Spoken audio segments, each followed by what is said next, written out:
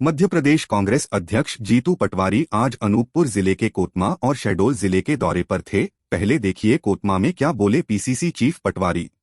कल बीजेपी के एक विधायक है रामेश्वर शर्मा, उनके साथ एक व्यक्ति ऐसे खड़े जैसे भैया मेरे साथ खड़े, वो अवैध सट्टे के कारोबार में पकड़ा गया। कौन सा सट्टा जो छत्तीसगढ़ में पकड़ा गया था? महादेव सट्टा।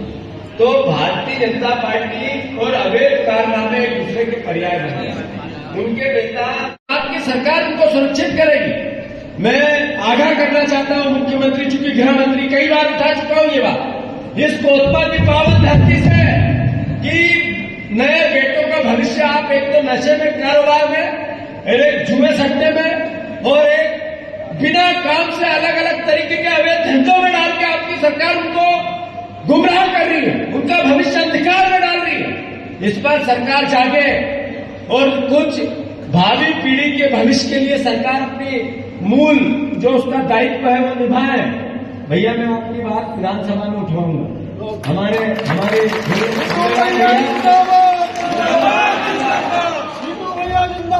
भैया ये विधानसभा में फैसला लगाओ, ध्यान आकर्षण लगाओ, उसको उठाओ और सारे विधायकों के दस्तखत कराना। अभी भोपाल में एक अवैध सट्टा, ये ऑनलाइन सट्टे में बीजेपी का नेता का घास पकड़ा गया।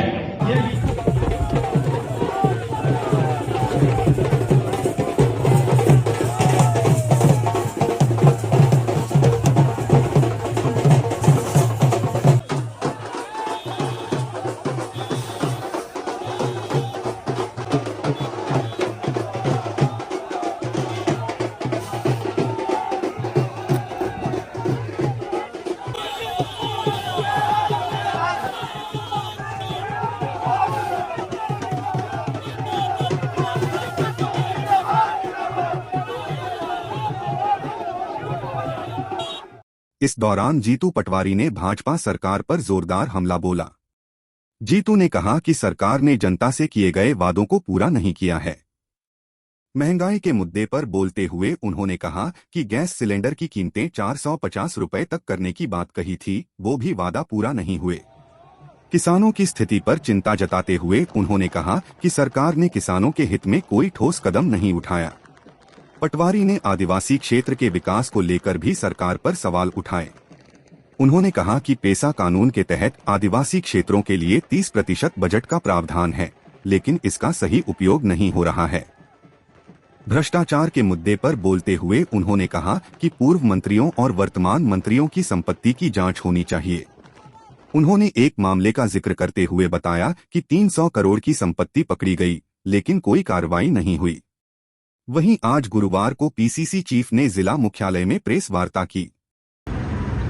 साथियों, मध्य प्रदेश में इस साल पहले विधानसभा का चुनाव हुआ। लोकतंत्र में जो जीता वो सिकंदर, और जिंदगी की एक ही हार के बाद ही जीत।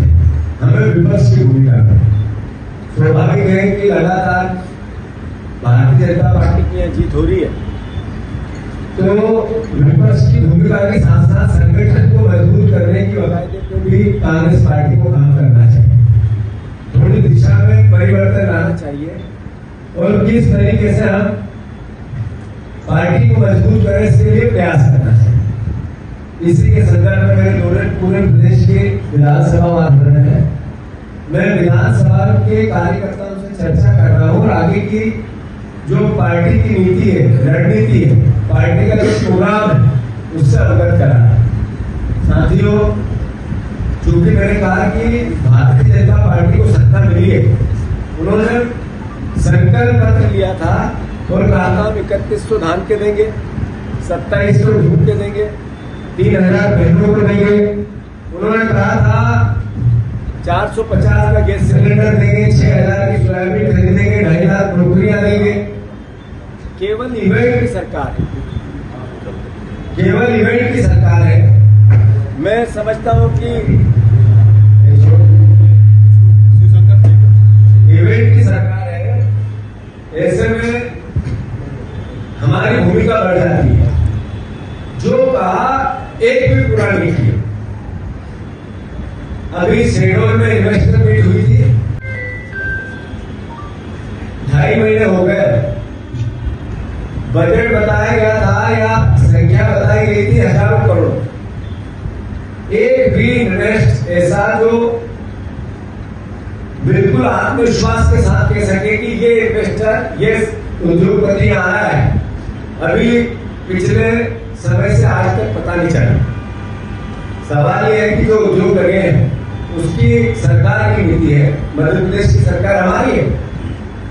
उन्होंने कहा स्थानीय स्तर पर जितनी कोल माइंस है, जितने उद्योग है, उसमें 75% स्थानीय लोगों को रोजगार मिले, 75% बाहर के वर्करों को नौकरियां मिलती है, स्थानीय स्तर पर नहीं मिलती। क्योंकि हमें विपक्ष की भूमिका भी है, हमारा दायित्व है कि इस मुद्दे को हम उठाएं।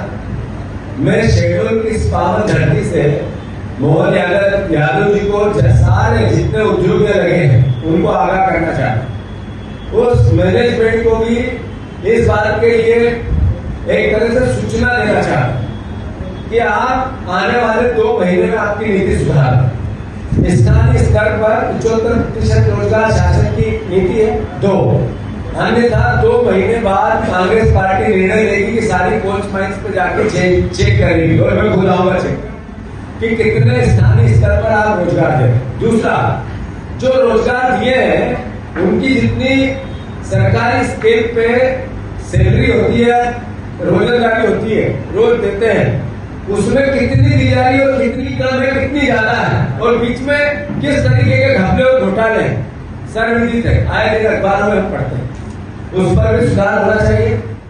जीतू ने आज शहडोल जिले की जयसिंह नगर विधानसभा में कांग्रेस पदाधिकारियों की बैठक में सभी परिवारजनों के साथ संवाद कर गांव-गांव में मजबूत संगठन को लेकर चर्चा की। इस दौरान विधायकगण फुंदेलाल मार्को जी, नारायण पट्टा जी, जिला कांग्रेस अध्यक्ष सुभाष गुप्ता जी, पूर्व विधायकगण विनय सक्सेना जी, सुखेंद्र बन्ना जी, रामपाल सिंह जी, प्रदेश कांग्रेस सचिव अजय अवस्थी जी, युवा कांग्रेस जिला अध्यक्ष अनुपम गौतम जी सहित नेतागण उपस्थित थे।